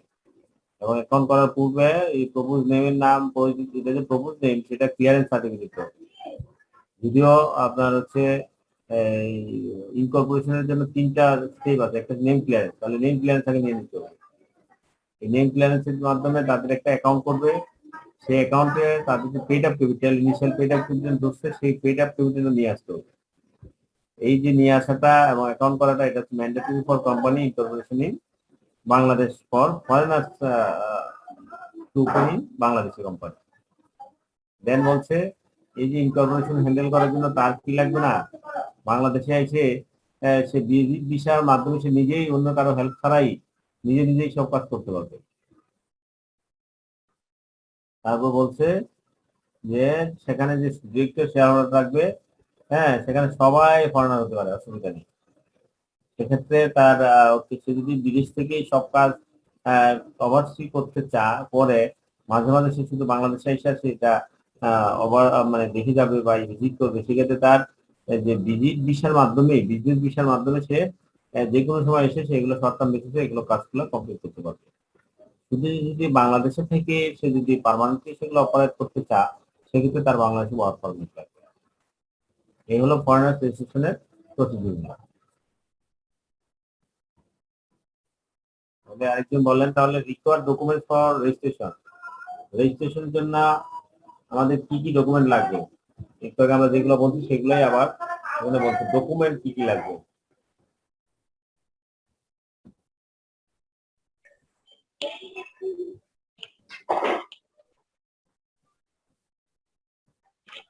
স্যার, প্রথম ডকুমেন্ট হলো কোম্পানির নাম থাকতে হবে একটা, হ্যাঁ, মেমোরেন্ডাম অফ অ্যাসোসিয়েশন এবং আর্টিকেলস অফ অ্যাসোসিয়েশনের ডকুমেন্টটা থাকতে হবে, এবং শেয়ার হোল্ডারদের পার্টিকুলার থাকতে হবে, যেখানে তার পুরো ডিটেলস থাকবে উইথ ন্যাশনাল আইডি। হ্যাঁ, তারপরে থাকতে হবে বোর্ড অফ ডিরেক্টরদের ইন ডিটেলস থাকতে হবে, সেখানে তাদের পিন নাম্বার থাকতে হবে। তারপর হচ্ছে স্যার যে প্রতিষ্ঠানটা খোলা হবে ওটা একটা রেজিস্টার্ড অ্যাড্রেস থাকতে হবে। হুম, তারপরে একটা সাইন ফর্ম 9-এ সিগনেচার করতে হবে, এবং এই যে সাবস্ক্রাইবার পেজ থাকে সেটা ফিল আপ করতে হবে। লাস্ট ওয়ান হচ্ছে স্যার, যদি ফরেনার হয় তাহলে ফরেনারদের পাসপোর্টের কপি এবং ডিরেক্টর বা শেয়ার হোল্ডার তাদের সবার পাসপোর্টের কপি থাকতে হবে। right. এইগুলো হচ্ছে আমাদের রিকোয়ার্ড ডকুমেন্টস ফর রেজিস্ট্রেশনের জন্য আমাদের প্রয়োজনীয় ডকুমেন্ট গুলো। এখন রেজিস্ট্রেশনটা কি? রেজিস্ট্রেশন প্রসিডিউরটা বলছে, এটা একজন বলছে যে আমাদের এখানে যে রেজিস্ট্রেশন প্রসিডিউর প্রথম 3টা স্টেজে ভাগ করছে, একটা name clearance, bank account opening and bringing in the paid up capital, and finally company registration.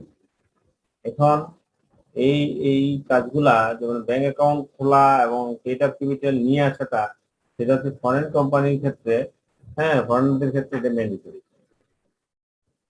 অন্যদের ক্ষেত্রে না হলেও অনেক রেজিস্ট্রেশন দিতে পারে। দেন ডকুমেন্ট পোস্ট রেজিস্ট্রেশন ফর্মালিটিস গুলো কি কি একটু বলেন।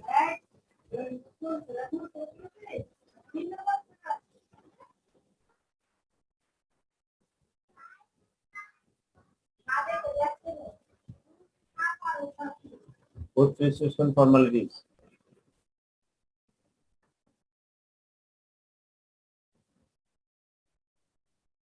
রেজিস্ট্রেশনের পরে আমরা যখন রেজিস্ট্রেশন পাইলাম তারপর কি কি কাজ আছে, কি কি ডকুমেন্টস লাগবে, এখানে দুইটা, একটা হচ্ছে আরজিএসসি কিছু ডকুমেন্ট ইস্যু করবে, একটা কোম্পানি কিছু ডকুমেন্ট ইস্যু করবে। তাহলে আরজিএসসি ডকুমেন্ট কি কি ডকুমেন্ট ইস্যু করবে?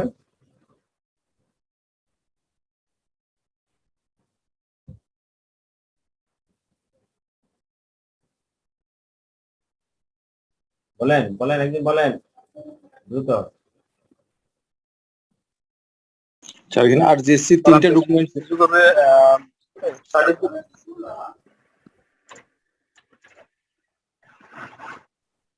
বলেন, দুজন বলতেছিলেন, দুজন থেমে গেলেন, আবার একদিন বলেন।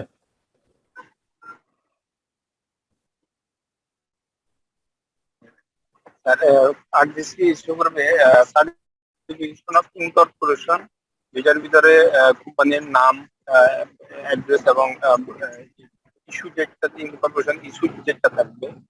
আর ফর্ম 12 টা আরজিসি ইস্যু করবে, সেখানে দেয়া থাকবে হচ্ছে লিস্ট অফ ডিরেক্টরস, ডিরেক্টরদের লিস্ট থাকে সেখানে।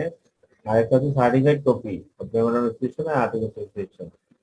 এই ডকুমেন্ট গুলো আরজিসি কাছ থেকে নিতে হবে, পোস্ট রেজিস্ট্রেশন ফর্মালিটিস। জি স্যার। স্যার একটা প্রশ্ন ছিল, সেটা হচ্ছে বলেন।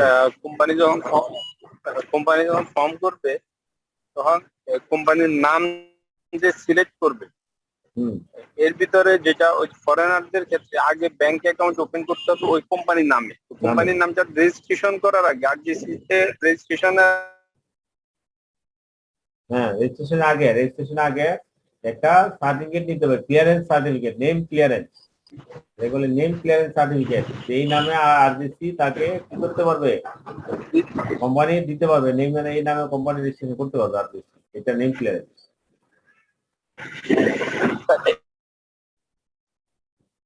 আপনি নেটওয়ার্ক মানে সমস্যা করতেছে, বোঝা যাচ্ছে না।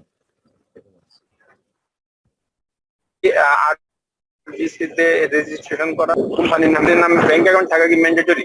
ম্যান্ডেটরি, ফরেনারদের ক্ষেত্রে ম্যান্ডেটরি।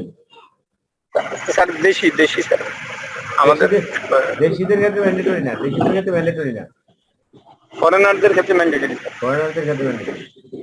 এবং রেজিস্ট্রেশনের আগে স্যার সাথে তার পেড আপ ক্যাপিটাল যেটা হবে এটাও ব্যাংক টাকাটা অ্যাকাউন্টে নিয়ে আসতে হবে, ব্যাংক অ্যাকাউন্টে নিয়ে আসার পরে গিয়ে তারা ওখানে রেজিস্ট্রেশন ফর্মালিটিস গুলো করতে পারবে। ঠিক আছে, আগে পেড আপ ক্যাপিটাল নিয়ে আসতে হবে। দেন আমরা বলছি যে কোম্পানি কিছু ডকুমেন্ট ইস্যু করবে, সেই ডকুমেন্ট গুলা কি কি?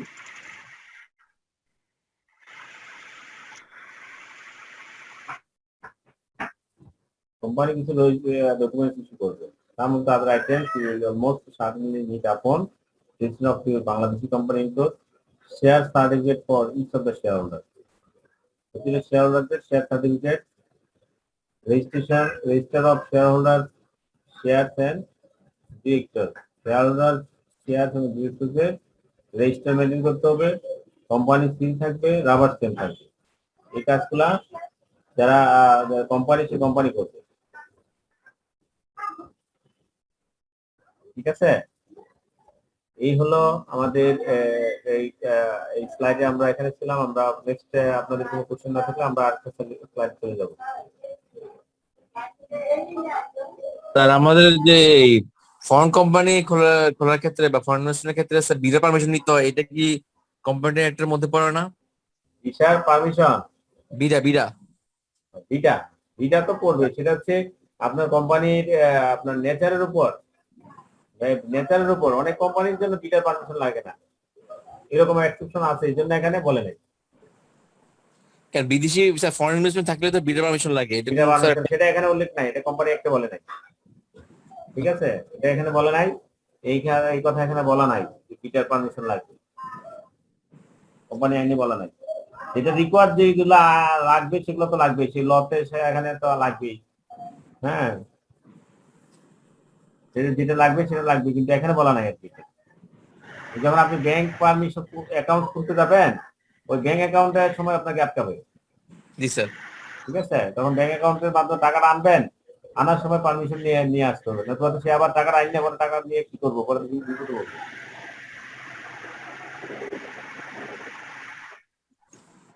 ঠিক আছে, হ্যাঁ।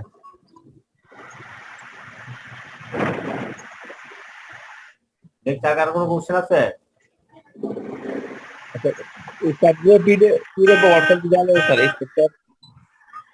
হ্যাঁ, বর্তমানে দেওয়া আছে এগুলা।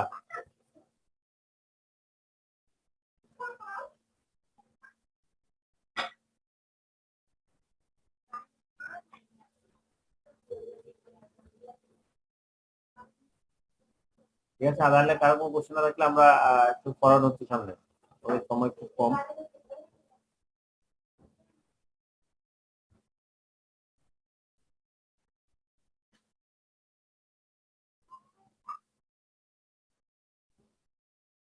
আমরা already we have discussed the post registration formalities.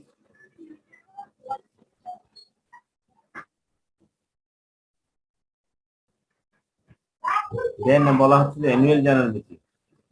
Annual general meeting কিভাবে হবে, কয়টা হবে, না করলে কি হবে, সে কথাগুলো আমরা গত ক্লাসে আমরা আলোচনা করছি। এবং section 81 of the Company Act 1994, every company shall in each year of the Gregorian calendar hold in addition to any other meetings, general meeting, as if the annual general meeting and shall specify the meeting as such in the notice calling it, and not more than 15 months shall elapse between the date of one general meeting of the company to the date of the next. একটা থেকে অন্যটার পার্থক্য, annual general meeting এর পার্থক্য 15 মাসের বেশি হওয়া যাবে না, কিন্তু আপনার বছরে একটা মিটিং করতে হবে অ্যানুয়াল জেনারেল মিটিং। এটা বছরে প্রতি বছরের ক্ষেত্রে বললেও সেটা আবার এটার মধ্যে দুইটা মিটিং এর ডিফারেন্স সময়টা, ইন্টারভালটা অবশ্যই 15 মাসের বেশি হবে না। যেমন এক বছরে যদি আপনি এজিএম করেন জানুয়ারি মাসে, আরেক বছরে এজিএম এ গিয়ে আপনার জুনে গিয়ে করতে পারবেন না, জুনে করতে পারবেন না। পরবর্তী বছর জুনে করলে আপনার 15 মাসের বেশি হয়ে যাচ্ছে। তাহলে উইথিন ইন্টারভ্যাল অফ 15 মান্থের ভিতরে আপনি করতে হবে। জানুয়ারিটা ফেব্রুয়ারিতে বা মার্চে করতে পারেন, হ্যাঁ, অথবা এপ্রিলেও হতে পারে যদি 15 মাসের ভিতরে হয়। এইভাবে আমাদের প্রতি বছর একটা এজিএম করতে হবে company. Provided that the company may hold its first annual general meeting within a period of not more than 18 months. Company যদি নতুন ইনকর্পোরেশন করে তাহলে 18 মাসের ভিতরে, ইনকর্পোরেশন থেকে 18 মাসের ভিতরে করতে হবে।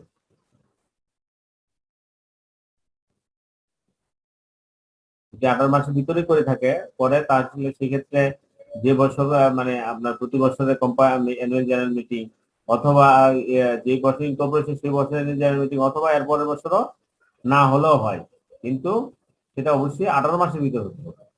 এরকম মানে কোনো কন্ডিশন নাই যে যেই বছর ইনকর্পোরেশন হচ্ছে সেই বছর অ্যানুয়াল জেনারেল মিটিং করতে হবে, অথবা যে বছর ইনকর্পোরেশন এর পরের বছর করতে হবে, এরকম না। কিন্তু 18 মাসের ভিতরে অবশ্যই তার কি করতে হবে, অ্যানুয়াল জেনারেল মিটিংটা করতে হবে।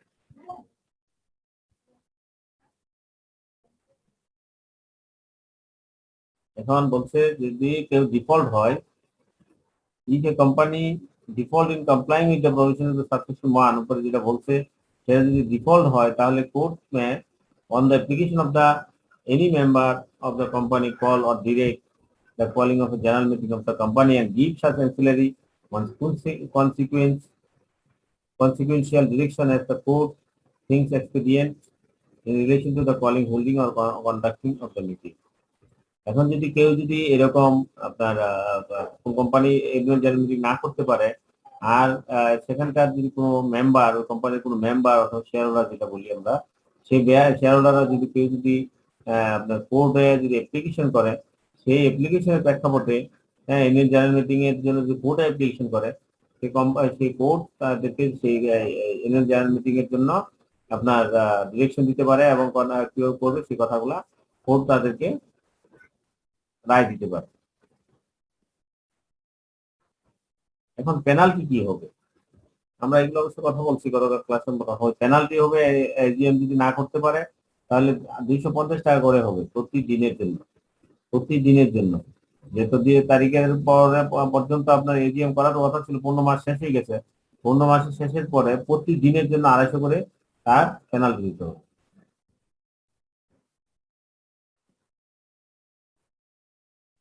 Extraordinary and special resolution কাকে বলে? Extraordinary resolution. A resolution shall be a extraordinary resolution when it has been passed by a majority of not less than 1/3 of such members entitled to vote as are present in person or by proxy at a general meeting, of which notice specifying the intention to propose the resolution as an extraordinary resolution has been duly given. একটা extraordinary resolution বলা হবে সেই রেজুলেশনটাকে যদি কোম্পানির total share হোল্ডারদের, total voting right যারা আছে তাদের 4/3 সর্বনিম্ন 3 উপস্থিত থাকে, এবং সেই 3 উপস্থিতির মাধ্যমে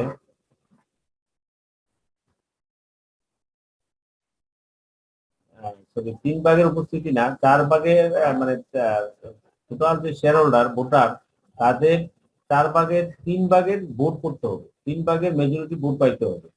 When it has been passed by a majority of not less than 3/4 of such members entitled to vote are as present in person or by proxy at a general meeting, of which notice specifying the intention to propose the resolution as an extraordinary resolution has been duly given. ঠিক আছে, যদি সেই মেম্বাররা যদি present না থাকে, হ্যাঁ, vote না দিতে পারে, তাহলে কিন্তু হবে না। তাহলে সেই মেম্বারদের ভিতরে 3/4 অবশ্যই মেজরিটি পেতে হবে এবং সেটাকে বলা হবে এক্সট্রা অর্ডিনারি রেজলিউশন। আর এই এক্সট্রা অর্ডিনারি রেজলিউশনটা যদি 21 দিন পূর্বে নোটিশ দিয়ে করা হয়, 21 দিন পূর্বে নোটিশ দিয়ে যে পারপাসে করা হবে সেই পারপাস অনুযায়ী যদি নোটিশটা দেওয়া হয়, তখন তাকে বলা হবে স্পেশাল রেজলিউশন।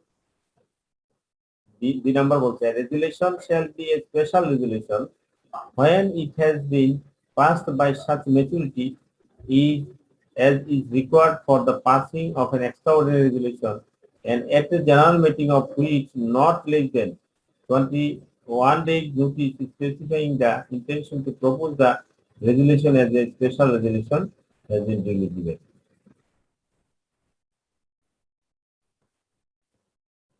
তাহলে আমরা পরীক্ষা যদি আসে এক্সট্রাঅর্ডিনারি রেজলিউশন কাকে বলে, স্পেশাল রেজলিউশন কাকে বলে।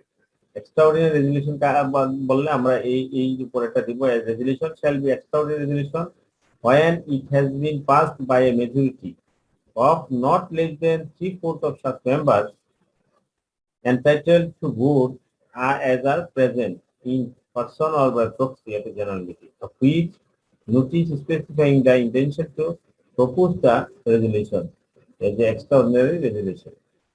আর এই রেজুলেশনটা যখন আপনার রেজুলেশন স্পেশাল রেজুলেশন হয়, pass by such majority yes is required for the passing of an extraordinary resolution and at the general meeting of which not less than 21 days notice, 21 দিনের পূর্বে নোটিশটা যদি না দিয়ে থাকে তাহলেই, এবং সেই নোটিশটার মাধ্যমে এবং নোটিশে স্পেসিফিক উল্লেখ করতে হবে কি কারণে নোটিশটা দিচ্ছি। হ্যাঁ, সেই স্পেশাল রেজুলেশনের এই কথাটা যদি উল্লেখ করে থাকে, নোটিশ দিয়ে থাকে এবং সেটা যদি 3/4 মেম্বার সেখানে প্রেজেন্ট থাকে এবং 3/4 মেম্বারদের মধ্য থেকে যদি মেজরিটি পাস হয়, তখনই তাকে বলা হবে স্পেশাল রেজুলেশন।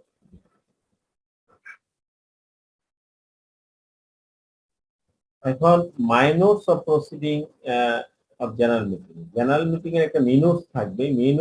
মাইনটস বা মিনুটস যেটা বলি না কেন, মিনুটসটা কি কি থাকবে। Minutes of proceeding of general meeting and of its directors, every company shall cause minutes of all proceedings of general meeting and meetings of its directors to be entered in book keep for that purpose. Any such minutes, if purporting to be signed by the chairman of the meeting at which the proceedings were had, or by the chairman of the next succeeding meeting, shall be evidence of the proceedings until the contrary is proved. A general meeting of the company or meeting of its, অর্থাৎ আপনার যে কোনো meeting এর ক্ষেত্রে যেটা হয় আর কি, তাহলে এজিএম এর ক্ষেত্রে ঠিক একই রকম, জেনারেল মিটিং এর ক্ষেত্রে এরকম মিনিটস তো লাগবে। তো মিনিটসে কি হবে, সেখানে যে যে কাজগুলা হচ্ছে যারা এখানে উপস্থিত ছিল তাদের একটা লিস্ট থাকবে, একটা বই মেনটেন করবে, সে বইয়ের এখানে কারা কারা ছিল, তারপর কোন উদ্দেশ্যে এটা করা হচ্ছে, চেয়ারম্যান সেক্ষেত্রে সাইন করবে সেই কাজগুলো করা হচ্ছে। তারপর হচ্ছে কোম্পানির যেটা পরবর্তীতে আবার এটা general meeting of the company or meeting of his directors and the respect of the proceeding of his minutes of the made shall be deemed to have been duly called and held, এবং সেগুলা প্রয়োজনীয় সেগুলা submit করতে হবে। এগুলো অনেক পড়া, এগুলো আপনারা দেখে নিয়ে।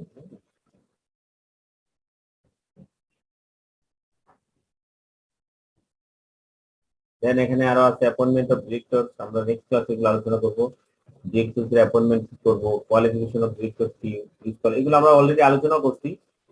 আমরা এই জন্য আমরা ডাইরেক্ট কোম্পানি 1994 আলোচনা করছি, সেখানে কিন্তু আমরা এই পয়েন্টগুলো আলোচনা করেছি। Qualification of director, disqualification of director, removal of director, restriction on power of director, restrictions on managing director, কি রেস্ট্রিকশন আছে, দেন হচ্ছে প্রসপেক্টাস কাকে বলে, আমরা প্রসপেক্টাস পর্যন্ত আলোচনা করছিলাম। হ্যাঁ, প্রসপেক্টাসের কি কি কন্টেন্ট থাকে, ম্যাটার পার্সন কি কি লেখা থাকে, সেই কথাগুলো এখানে বলা আছে। এই জিনিসগুলো আমরা কালকে নেক্সট ক্লাসে আমরা একটু আলোচনা করবো।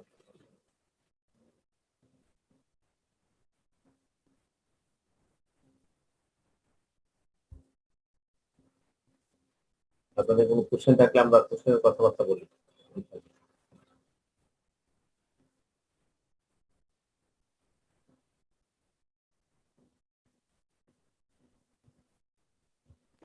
আর কোনো কোশ্চেন আছে? স্যার কোম্পানি গঠন করার পরে একটা ওই যে মানে কি বলে সাংবিধানিক যে মিটিংটা করা লাগে 1 মাস অথবা 6 মাসের মধ্যে, 1 মাস পরে এবং 6 মাসের মধ্যে আর কি স্যার।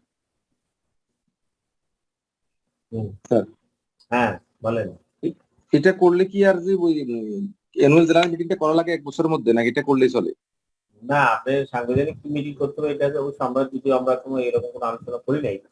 এখানে অ্যানুয়াল জেনারেল মিটিং এর সম্পর্কে স্পষ্ট বলা হয়েছে, সেটা হচ্ছে আপনার কোম্পানি ইনকর্পোরেশন শুরু থেকে 18 মাসের ভিতরে আপনার অ্যানুয়াল জেনারেল মিটিং করতে হবে। 18 মাস, নট ফর দ্যাট ইয়ার। ওই ইয়ারে অ্যানুয়াল জেনারেল মিটিং করতে হবে, অথবা ওই ইয়ারের পরের বছরই অ্যানুয়াল জেনারেল মিটিং করতে হবে, এরকম না। যেমন আমি গতকাল উদাহরণ দিচ্ছি যে আমরা নভেম্বরে রেজিস্ট্রেশন নিচ্ছি, নভেম্বর রেজিস্ট্রেশন নিলে আমরা ডিসেম্বরের ভিতরে এটা ক্যালেন্ডার ইয়ার শেষ, এর ভিতরে করতে হবে এরকম না। পরবর্তী বছর হচ্ছে 12 মাস, 12 মাস হতে করতে হবে, পরবর্তী বছর করতে হবে, তাও না। মোট নিয়ম হচ্ছে, মোট কথা হচ্ছে আপনি ইনকর্পোরেশন থেকে 18 মাস পরের ভিতরে আপনি করতে হবে। আচ্ছা, ক্লিয়ার? হ্যাঁ। জি জি।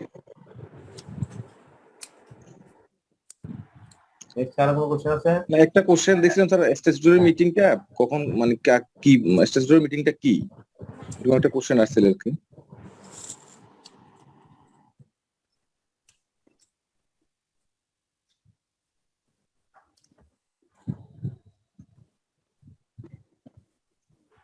নেক্সট আর কোনো কোশ্চেন আছে?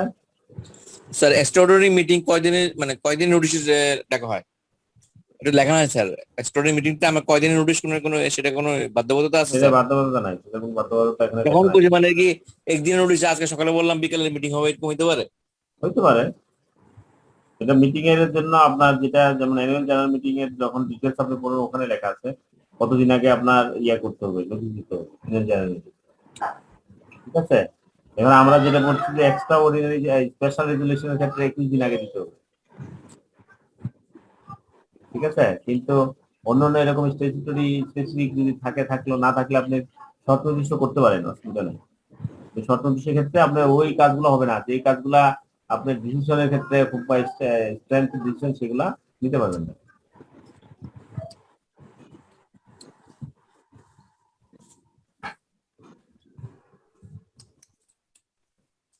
ঠিক আছে? Next question.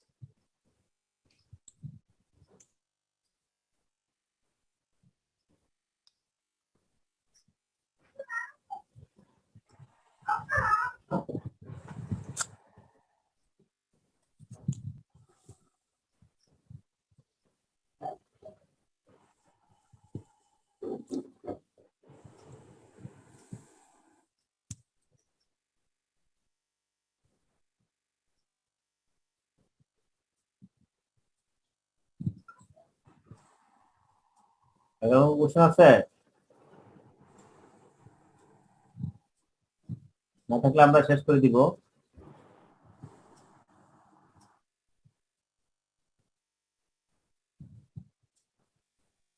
ইনস্টিটিউটে কেউ আছেন? তাহলে আছেন?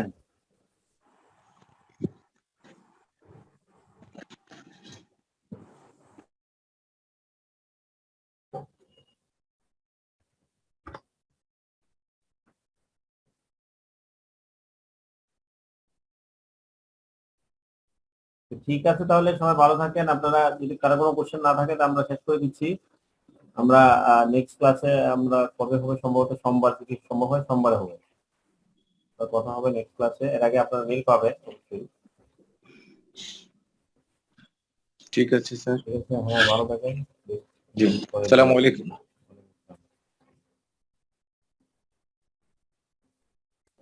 আসসালামু আলাইকুম। আসসালাম।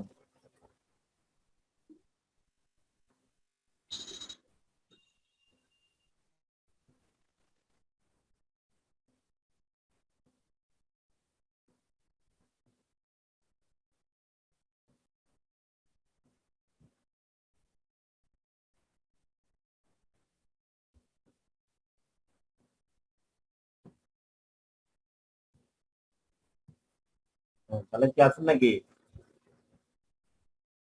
আমরা ক্লাস শেষ করে দিব। আপনি কি ইয়ে নিচ্ছেন, ওইটা পাইছিলেন ট্যাগ? আপনি তাহলে একটু তাড়াতাড়ি ধরে দিলে কালকে তো দিতে পারবেন। আপনি আপনি কি কালকে সকাল টাইমে ধরাতে পারবেন নাকি না পরে বিকালে? খুব জরুরি না, অসুবিধা নাই, নাহলে আপনি আপনার অন্য কাজটা সাইডে বিকালে নিতে পারেন। সমস্যা নেই, আজকে সুবিধা নেই, কারণ